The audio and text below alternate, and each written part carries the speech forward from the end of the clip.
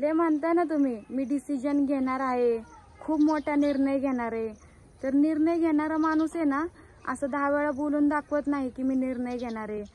घ्यायचा असला असता ना निर्णय तर कधीच घेऊन बसले असते तुम्ही.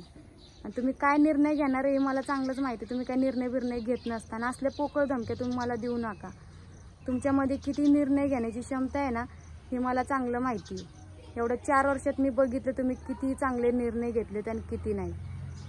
आणि जी मला तुम्ही बोलून दाखवताय ना की नंबर ब्लॅकलिस्टला टाकलाय, ही केलंय ती केलंय, तर मी नंबर ब्लॅकलिस्टमधनं का काढू तुमचा? मी एकदा बघितलं तुमचा नंबर फोन रिसीव करून बघितलं. तुम्ही काय केलं, व्हिडिओ काढून माझा टाकला. म्हणजे मी किती वाईट आहे, मी किती काय आहे ही तुम्ही मला दाखवण्याचा प्रयत्न केला. आणि आता जी तुमची जी जिरती आहे ना ती खूपच चांगली जिरती. मी आरूला तिथं सोडून आले नाही. मी बरोबर आरूला तिकडं सोडून आले. मला कालपर्यंत लय वाटत होतं की मी आरूला इथं घेऊन यावं, लय तरमळत होते मी आरूसाठी. पण आता तुमची जी जिरती आहे ना ती चांगलीच जिरती आहे. आणि इतकं तुम्ही मला बोलून दाखवता ना की मी तिकडे यावं, आरूला घ्यावं आणि तुमची घरातली कामं करावं आणि तुम्ही काय नुसतं बोंबलं थिंडावं इकडं तिकडं, हीच तुम्हाला वाटत असेल. ही तुमच्या जी मनातला गोड गैरसमज आहे ना ती काढून टाका. मी काय तिकडे येत नसते. जी तुम्ही एवढा आरे पडून मला जी बोलताय ना मी तिकडे येणारच नाही आहे. तुमच्यानं कसं झालं आहे आता, घरातली कामं होईना, आरूला घेणं होईना आणि मेन मुद्दा काय, बाहेर तुम्हाला जायचं असतं ना फिरायला ती होईना. त्याच्यामुळे तुम्ही मला तिथं बोलवत आहे. आणि तुम्हाला माझी गरज किती आहे आणि कुठं आहे ही मला चांगलं माहिती आहे. तुम्हाला फक्त माझी गरज आहे ना घरातली कामं करावा आणि लेकराला घ्यावं, हितपर्यंतच आहे फक्त माझी गरज. आणि तुम्हाला काय माझी काळजी बिळजी काय नाही आहे. फक्त कामासाठी तुम्ही मला बोलवते ही मला कळून चुकलेलं आहे आणि मी तिथे येत नसते. आणि नंबर तर काय विशेष सोडा, ब्लॅकलिस्टवरनं काढत नसते का. तर ब्लॅकलिस्टवरनं नंबर काढल्यानंतर परत तुम्ही माझा व्हिडिओ काढून टाकताय का. म्हणजे मी किती वाईट आहे, मी काय आहे हे दाखवण्याचा प्रयत्न करायचा आहे. तर मी असं आता मी करणारच नाही आणि मला तुमच्यासोबत बोलायची इच्छा पण नाही. आणि जी आरूला मी तिथं सोडलंय ना ती माझा एकदम बरोबरचा निर्णय होता. मी उगाच तिथं आरूला सोडून आले नाही. जिरते ना तुमची खूप चांगली जिरते. आणि मला तर असं वाटतं की अजून तुमची जिरावा, कळावं की लेकरं किती त्रास देतात. घरातली कामं नसतात का, घरातली पण कामं असतातच ना. घरातली कामं करून मी आरूला घेत होते. आता कळत असेल तुम्हाला की लेकरं किती त्रास देतात, किती असते किती नसते. मी जेव्हा तिथे एकटी मी करत होते तर तुम्हाला असं वाटत होतं की कुठं काय काम असते, कुठं लेकराचं काय त्रास नसतोय, काहीच नसतं ना लेकराचा त्रास. मग आता हलका होता ते. आता तुमचे हाल कुणी केलेत, मी केलेत का तुम्ही स्वतःनं करून घेतले स्वतःचे हाल. आणि जी तुम्ही म्हणताय ना पुण्याला येऊन माझे लय हाल झालेत, तर ती मी हाल नाही केले, ती तुम्ही तुमच्या चुकीमुळे हाल झालेत. मी तुम्हाला म्हटले होते का पुण्याला या म्हणून आणि स्वतःचे हाल करून घ्या. आणि तुमचे तर काय हाल झाले नाही. माझ्या लेकराचे जे हाल झालेत ना ते फक्त माझ्या आरूचे हाल झालेले आहेत. आणि मी तुम्हाला खरंच सांगते आता तर मी तुम्हाला आहे ना आरूला म्हणणार पण नाही की इकडं आणून सोडा म्हणून. सांभाळा आता तुम्हीच, कळू द्या तुम्हाला पण एक बाई काय करते, काय घरातली कामं असतात काय नसतात.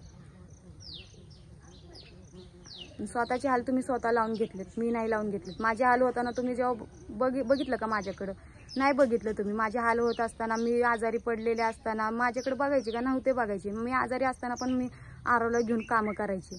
तेव्हा तुम्हाला काय वाटायचं का, नाही वाटायचं. तेव्हा हिंड फिरायसारखं इथं तिथं फिरायची. त्यामुळे मला आता तिकडे यायचं नाही आहे. आणि मी काय येऊ तिकडं, जर बाई जर सण करत असन तर बिचारी. आणि आता मी स्वतःसाठी मी जगत असन तर मी वाईट झाले का, मी माझ्या मनाला पाजर फुटाना असले शब्द वापरत आहे का. तर आता मी स्वतःसाठी जगायचा प्रयत्न करते म्हणून आता मी विचार केला की बाबा आता मी मार खाणार नाही, मी तिकडे येणार नाही. हा जर मी स्वतःचा विचार करते तर मी वाईट झाले आहे का नाही, वाईट मनाची झाले. तुम्ही माझ्यावर किती दोष लावायचा ती दोष लावा, तुम्ही मला किती बोलायचं ती बोला, मला आता काहीच फरक पडणार नाही. आता तिथं राहून मी जी सहन केलं ना ती मला माहिती आहे. तिथं काय माझ्या जागी दुसरं कोण नव्हतं. मारहाण करताना मी तिथं सहन केले. त्यामुळं मी आता परत येण्याचा तर विचार तर माझ्या डोक्यात पण नाही आणि मी करणार सुद्धा नाही, मला चांगलं माहिती आहे.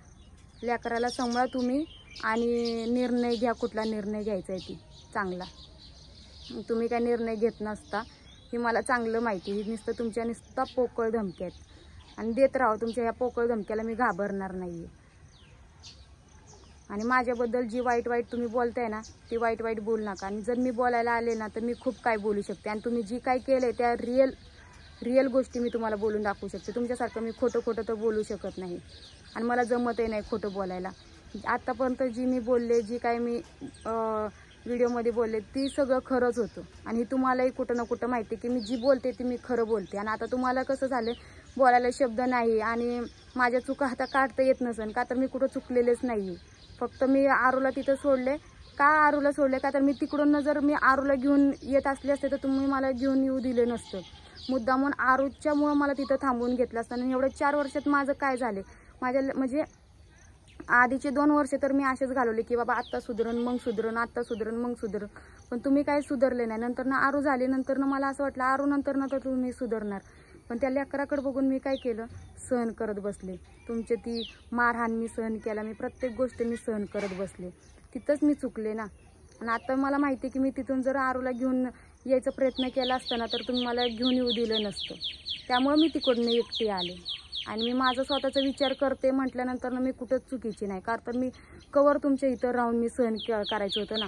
कवर मी तुमच्या इथं राहून मी मारहाण सहन करायचा होता. प्रत्येक वेळेला मला रिस्पेक्ट दिली नाही, मला इन्सल्ट करत गेले.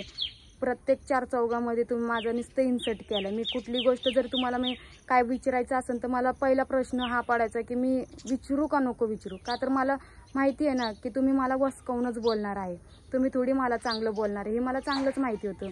त्यामुळे मी तुम्हाला बोलायचं असलं ना मी तुम्हाला विचार पडायचा. कुठल्या बायकोला आपल्या नवऱ्याला काय विचारायचं असेल तर कोणाला प्रश्न पडणार आहे का, पण मला पडायचा. का तर मला माहिती आहे समोरचा माणूस कसा आहे. कधी कधी तर असं वाटत होतं की मी जेलमध्ये राहते का काय, जेलमध्ये राहिल्यासारखंच मला वाटत होतं. का तर आपण काय मोकळ्या मनानं विचारू शकत नव्हतो, मोकळ्या मनानं आपण राहू शकत नव्हतो, असं होत होतं माझं तिकडं. त्यामुळे आता जी मी तिथून आले ती मी बरोबर माझा निर्णय घेतलेला आहे. आणि मी आता तिकडे येत नसते. का तर मी इथं राहते, मी खूप सुखी आहे आणि मला अजून माझे हाल करून घ्यायचे नाहीत. आणि मी तिकडे येतच नसते. आणि तुमची चांगलीच जिरते ना तर चांगलीच जिरू द्या. आणि अजून मी तर म्हणते अजून चांगली जिरू द्या. का तर तुम्ही त्याच ह्याचे आहेत.